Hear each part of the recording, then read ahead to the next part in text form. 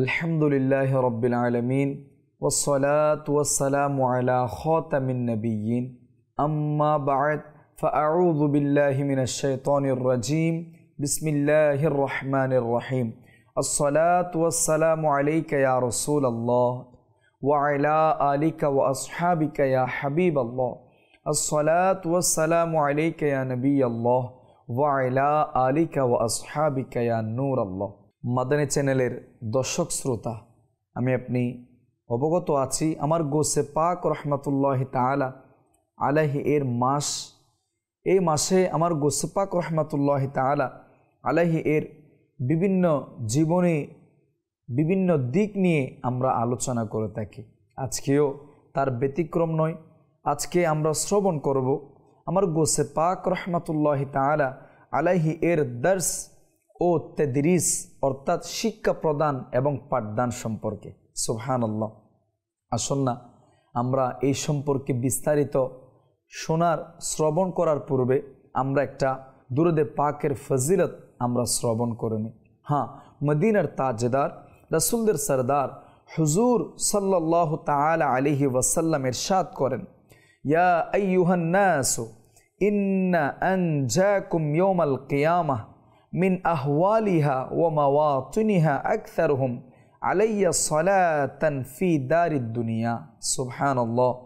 অর্থাৎ হে লোকেরা, নিঃসন্দেহে কিয়ামতের দিনের ভয়াবহতা ও হিসাব নিকাশ হতে দ্রুত মুক্তি লাভকারী সে ব্যক্তি হবে যে দুনিয়াতে আমার উপরে অধিক হারে দুরূদ শরীফ পাঠ করে। সুবহানাল্লাহ। আল্লাহ পাক আমাদেরকেও অধিক হারে দুরূদ শরীফ পাঠ করার তৌফিক দান করুক, আমিন। সল্লু আলাল হাবিব সাল্লাল্লাহু তাআলা আলা মুহাম্মদ সাল্লাল্লাহু আলাইহি ওয়াসাল্লাম। হ্যাঁ, রবিউল আখির মাস, আমার গোসে পাক রহমতুল্লাহ তাআলা আলাইহি এর মাস আমাদের মাঝে চলমান রয়েছে। আল্লাহ পাক আমার গোসে পাক রহমতুল্লাহ তাআলা আলাইহিকে ভিলায়তের সে মহান মুকুট দান করেছেন যে তিনি সকল আউলিয়াদের সরদার হয়ে গিয়েছেন। আসুন সর্বপ্রথম আমার গোসে পাক রহমতুল্লাহ তাআলা আলাইহি এর ইলমি শিক্ষা ও ইলমি শান ও শৌকত সম্পর্কে একটি ঈমান সতেজকারী ঘটনা আমরা শ্রবণ করি। হযরত সাইয়্যিদুনা হাফিজ আবুল আব্বাস আহমদ রহমতুল্লাহ তাআলা আলাইহি বলেন, আমি আল্লামা ইবনে জাওজি রহমতুল্লাহ তাআলা আলাইহি এর সাথে একবার হুজুর গোসে পাক রহমতুল্লাহ তাআলা আলাইহির ইজতেমায়ে গাউসিয়ায় উপস্থিত ছিলাম। একজন কারি কোরআনে পাকের তেলাওয়াত করল। কোরআনের পর হুজুর গোসে পাক রহমতুল্লাহ আলাইহি ওয়াজ শুরু করলেন এবং তেলাওয়াতকৃত আয়াতে মোবারকা হতে একটি আয়াতের তাফসীর বর্ণনা করতে গিয়ে আয়াতের একটি অর্থ বর্ণনা করলেন। আমি আল্লামা ইবনে জাওজি রহমতুল্লাহ আলাইকে জিজ্ঞেস করলাম, আপনার কি এই তাফসীর অর্থাৎ তাফসীরের সম্পর্কে জানা আছে? তখন তিনি উত্তর দিলেন, হ্যাঁ, আমার এই তাফসীরি উক্তি জানা আছে। এরপর হুজুর গোসে পাক রহমতুল্লাহ তাআলা আলাইহি এর এক এক করে 11টি তাফসীর উক্তির আলোচনা করলেন। সুবহানাল্লাহ। আমার জিজ্ঞাসার কারণে প্রতিবারই আল্লামা ইবনে জাওজি রহমতুল্লাহ আলাইহি বলতে থাকেন এই তাফসীর উক্তি তার জানা আছে। হাফেজ আবু আব্বাস রহমতুল্লাহ তাআলা আলাইহি বলেন, হুজুরে গোসে পাক রহমতুল্লাহ তাআলা আলাইহি সেই একটি আয়াতের 40টি তাফসীর উক্তি বর্ণনা করলেন।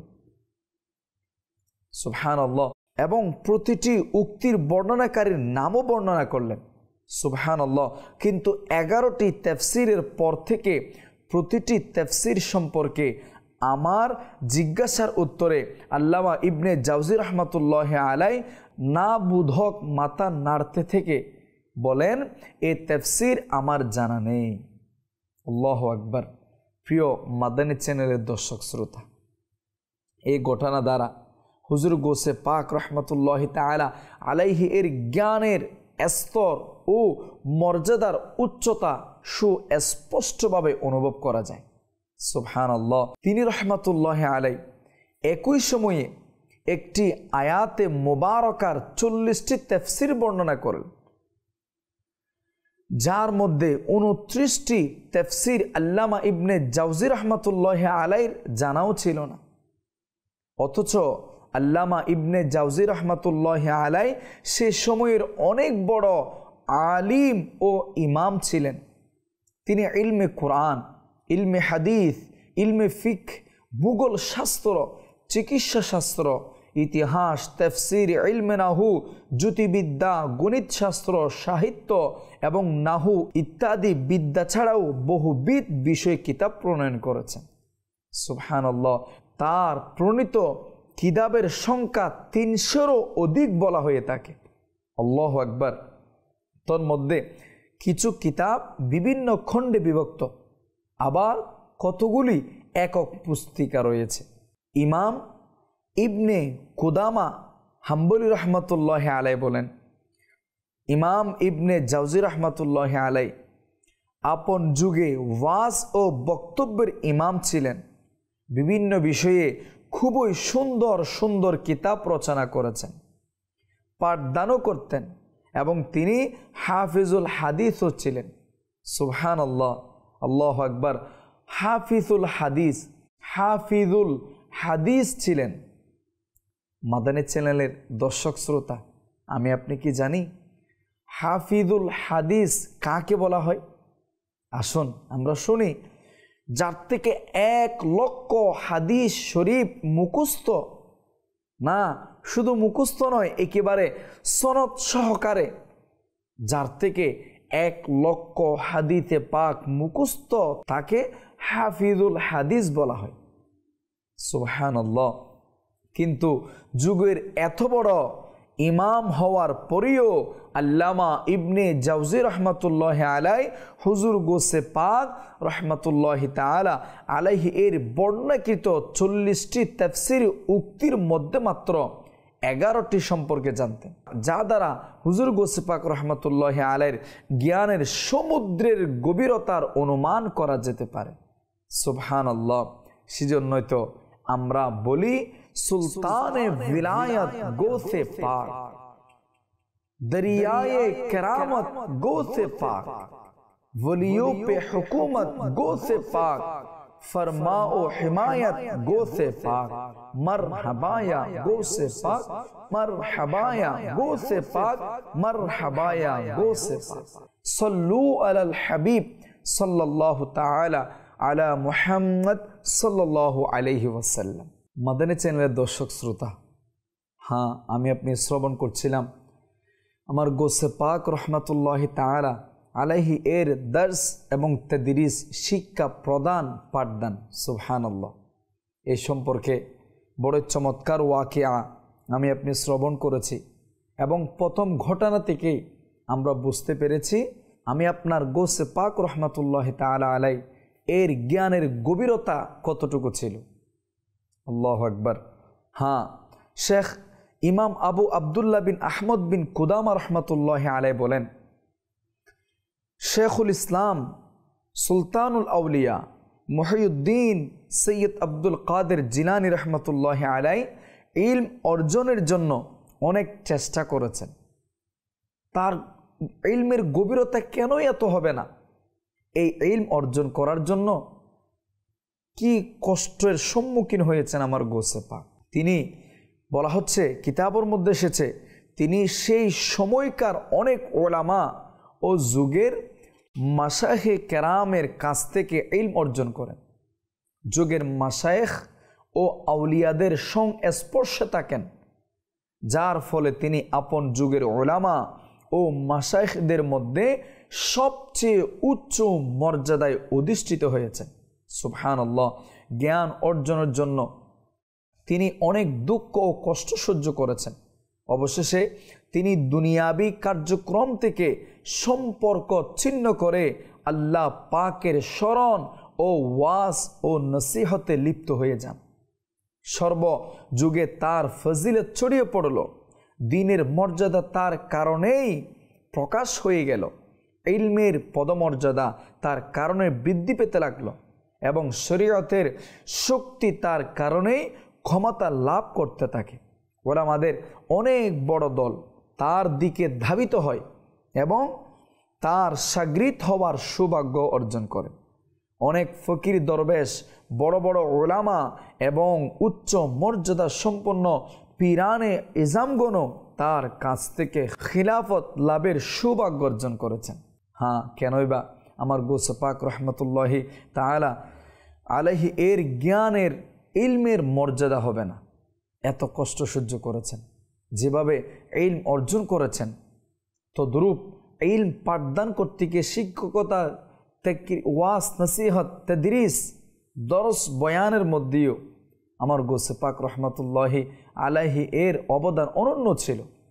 আসুন আমরা শ্রবণ করি ইলম অর্থাৎ জ্ঞানের জগতের জ্ঞানময় আমার গৌসে পাক রহমতুল্লাহি আলাইহির মর্যাদা আল্লাহু আকবার কেমন ছিল।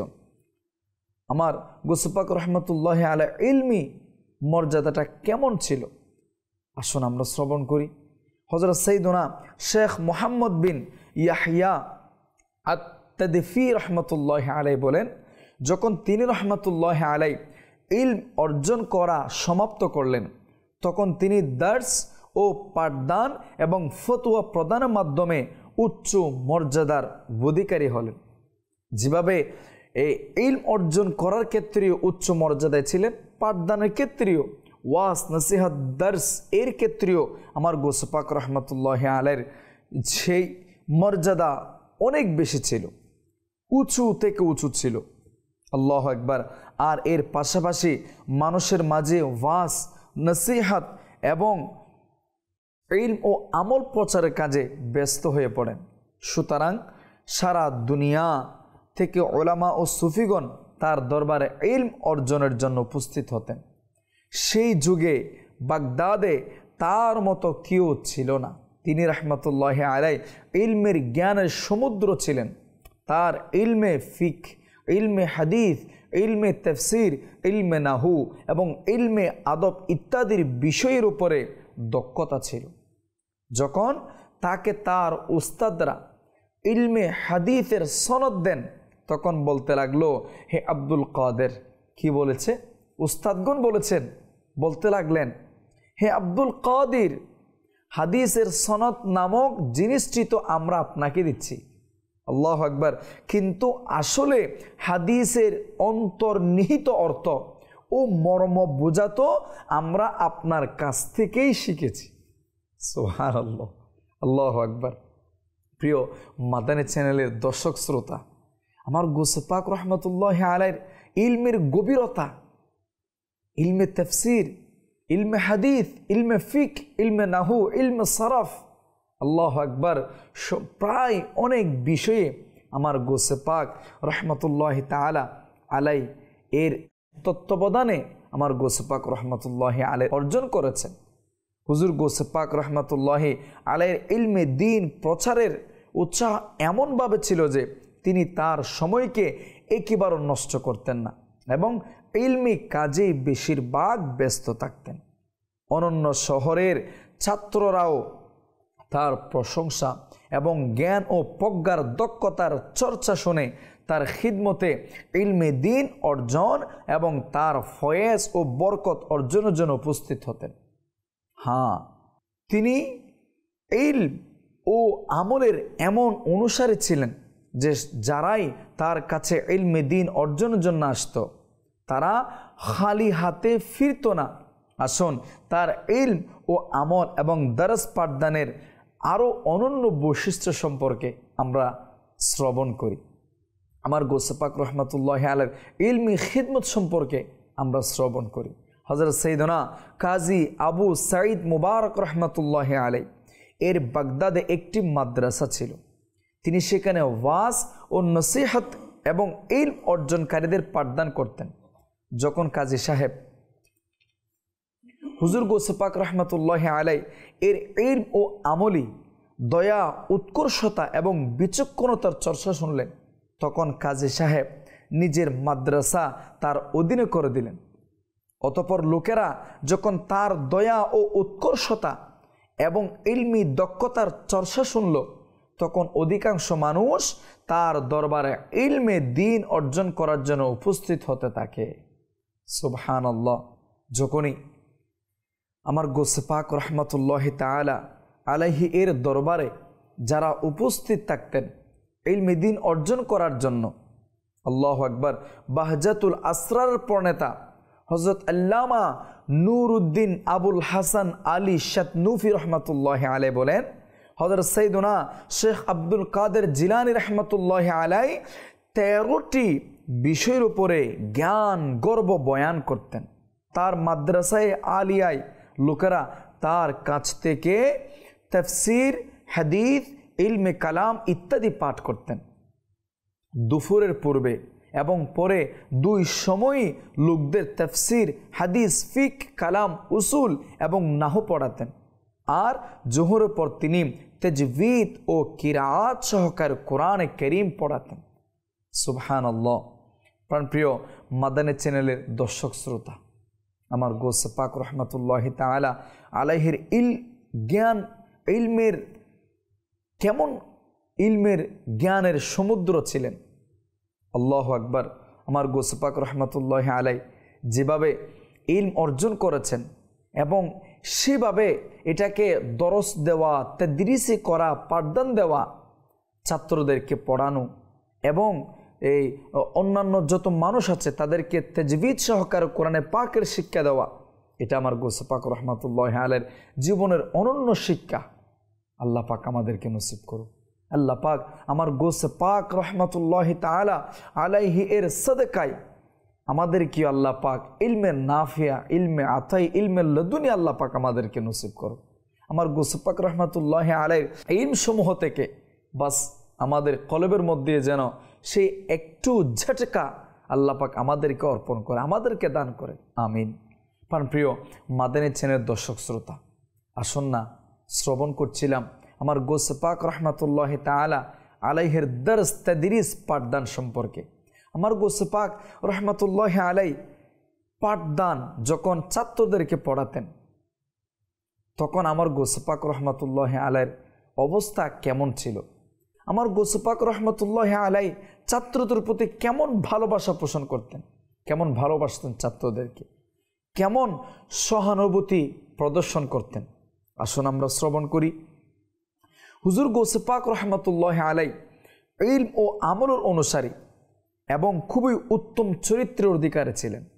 তিনি ছাত্রদের খুবই স্নেহ করতেন, তাদের ছোট খাটো প্রয়োজনীয় বিষয়ে সজাগ দৃষ্টি রাখতেন। আল্লাহু আকবার। আমার গোসে পাক রহমতুল্লাহি আলাইহি শুধু পাঠদান করতেন না, কিন্তু ওই ছাত্রদের প্রতি বিশেষ দৃষ্টি আরোপ করতেন। আল্লাহু আকবার। আমাদের উচিত আমার গোসে পাক রহমতুল্লাহি আলাইহি থেকে সে শিক্ষা অর্জন করা। আসুন না সেই শিক্ষাটা কি আমাদের অবশ্যই জানা দরকার আছে। আমরা শ্রবণ করি আমার গোসে পাক রহমতুল্লাহি তাআলা আলাইহি ছাত্রদের প্রতি কেমন দৃষ্টি প্রদান করতেন। হ্যাঁ, ইমাম ইবনে কুদামা হাম্বলি রহমতুল্লাহি আলাইহি এর দরবারে হযরত সাইয়্যিদুনা গৌসুল আজম শেখ আব্দুল কাদের জিলানী রহমতুল্লাহি আলাইহি এর সম্পর্কে প্রশ্ন করা হলে তিনি রহমতুল্লাহি আলাইহি উত্তর দেন, আমি তার জীবনের শেষ সময়ে তাকে পেয়েছি। অর্থাৎ আমার গোসে পাক রহমতুল্লাহি আলাইহি অনেক বয়স হয়ে গিয়েছিল এবং তার মাদ্রাসায় ছিলাম। আমাদের প্রতি এমনভাবে খেয়াল রাখতেন যে কখনোই গাউসে পাক রহমতুল্লাহি আলাইহি তার শাহজাদা হযরত সাইয়্যিদুনা ইয়াহইয়া রহমতুল্লাহি আলাইহিকে আমাদের নিকট পাঠাতেন, আমাদের জন্য প্রদীপ জ্বালাতেন এবং তিনি রহমতুল্লাহি আলাইহি আমাদের জন্য তার ঘর থেকে খাবারও পাঠাতেন। সুবহানাল্লাহ। প্রাণপ্রিয় মাদানী চ্যানেলের দর্শক শ্রোতা, আমি আপনি শ্রবণ করেছি হুজুর গোসে পাক রহমতুল্লাহি আলাইহি ইলমে দ্বীন অর্জনকারী ছাত্রদের উপর কিরূপ স্নেহশীল ছিলেন যে তাদের জন্য নিজের ঘর থেকে খাবার পাঠিয়ে দিতেন। সুতরাং আমাদের উচিত দ্বীনি শিক্ষার্থীদের প্রয়োজন সমূহের দিকে নিজ নিজ সামর্থ্য অনুযায়ী গভীরভাবে খেয়াল রাখা।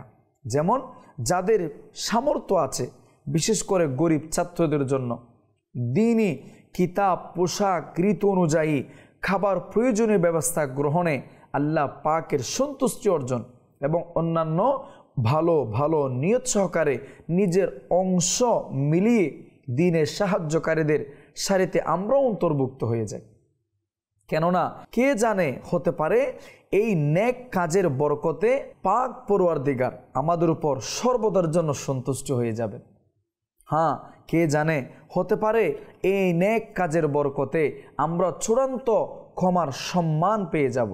দেখুন না, যেমনইভাবে আমরা আমাদের সন্তানদের উন্নত খাবার খাওয়ানো পছন্দ করি, উত্তম পোশাকে দেখতে পছন্দ করি, একটি বার ভাবুন তো শীতের সময় আমরা আমাদের সন্তানের কতই খেয়াল রাখি যেন আমার কলিজার টুকরো ঠান্ডা না লাগে।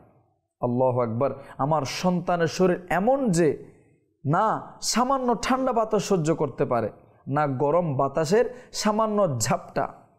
ঠিক তেমনি ইলমে দ্বীন অর্জনকারী ছাত্রদের বেলায়ও ভাবুন, তাদেরও অনেক জীবন অতিবাহিত করার অনেক মৌলিক প্রয়োজনে থাকতে পারে, যা সব জায়গায় সহজে পাওয়া যায় না। আজকে আমরা যে গৌসে পাক রহমতুল্লাহি তাআলা আলাইহি এর 11 শরীফ উদযাপন করছি, তার দ্বীনী ছাত্রের প্রতি সহানুভূতির একটি দিক এটাও ছিল যে তিনি তাদের দুর্বলতাগুলো তুলে ধরতেন। এবং হযরত সাইয়েদুনা শেখ আহমদ বিন মুবারক রহমতুল্লাহি আলাইহি বলেন, হুজুর গৌসে পাক রহমতুল্লাহি তাআলা আলাইহি এর নিকট একজন অনারবি ছাত্র ছিল। সে খুবই দুর্বল মেধা সম্পন্ন ছিল, অনেক কষ্টে তার কোনো কিছু বুঝে আসতো। একবার সে ছাত্র তার নিকট বসে সবক পাঠ করছিল। এমন সময় ইবনে সামহাল নামক এক ব্যক্তি হুজুর গৌসে পাক রহমতুল্লাহি আলাইহির জিয়ারতের জন্য উপস্থিত হলো। যখন সে এই ছাত্রের মেধাহীনতা এবং হুজুর গৌসে পাক রহমতুল্লাহি তাআলা আলাইহি এর এই ছাত্রের মেধাহীনতার ধৈর্য সহনশীলতা দেখলেন, তখন অনেক আশ্চর্য হয়ে গেলেন। যখন সে ছাত্র সেখান থেকে উঠে গেল, তখন ইবনে সামহাল আরজ করল, এই ছাত্রের মেধাহীনতা ও আপনার ধৈর্য আমাকে অবাক করেছে। তিনি বললেন, তার কারণে অর্থাৎ ওই ছাত্রের কারণে আমার কষ্ট হবে মাত্র 1 সপ্তাহের চেয়ে কম সময়, কেননা এই ছাত্রের ইন্তেকাল হয়ে যাবে। আল্লাহু আকবার। আমার গৌসে পাক রহমতুল্লাহি আলাইহি কি কথা বললেন। হযরত সাইয়েদুনা আহমদ বিন মুবারক রহমতুল্লাহি আলাইহি বলেন, সেই দিন থেকে আমরা সেই ছাত্রের দিন গণনা শুরু করলাম এবং 1 সপ্তাহ পূর্ণ হওয়ার শেষ দিন সে বাস্তবই ইন্তেকাল করে ফেলেছে। ইন্না লিল্লাহি ওয়া ইন্না ইলাইহি রাজিউন। প্রিয় মাদানী চ্যানেলের দর্শক শ্রোতা, আমার গৌসে পাক রহমতুল্লাহি আলাইহির সেই আল্লাহু আকবার ইলমিয়ানা মর্যাদা এবং আমার গৌসে পাক রহমতুল্লাহি তাআলা আলাইহি এর কেমন ছাত্রের প্রতি জহের বাতিনিভাবে আমার গৌসে পাক রহমতুল্লাহি আলাইহি কি করতেন, খোঁজখবর রাখতেন। সেজন্য তো আমার গৌসে পাক রহমতুল্লাহি আলাইহি যে কথা বলেছে, ছাত্রকে কেন্দ্র করে ভবিষ্যৎবাণী করেছে, সেটাও বাস্তবিক হয়ে গেল। কেমন ইলমি এবং রুহানি ব্যক্তিত্ব ছিলেন আমার গৌসে পাক রহমতুল্লাহি তাআলা আলাইহি। এভাবে আপনার দরস, শিক্ষকতা, রচনা, সংকলন, ওয়াজ, নসিহত এবং এছাড়া বিভিন্ন প্রজ্ঞাময় শাখার দক্ষতা রাখতেন। বিশেষ করে আমার গৌসে পাক রহমতুল্লাহি তাআলা আলাইহি ফতোয়া লেখনের মধ্যেও বাদশাহ ছিলেন। সুবহানাল্লাহ। আমার গৌসে পাক রহমতুল্লাহি তাআলা আলাইহি ফতোয়া লিখতেন, তার সেই উৎকর্ষতা অর্জন করেছেন সেই যুগের বড় বড় উলামা, ফুকাহা, মুফতিয়ানি কেরামগণ রহমাহুল্লাহ মুবিন তার অসাধারণ ফতোয়া প্রদানে আশ্চর্যান্বিত হয়ে যেতেন। আল্লাহ পাক আমার গৌসে পাক রহমতুল্লাহি তাআলা আলাইহি এর সেই দর্স, তাদরিস, পাঠদান, শিক্ষাদান, সে শিক্ষকতার মসনদ মহান মর্যাদা অধিকারী হয়েছেন।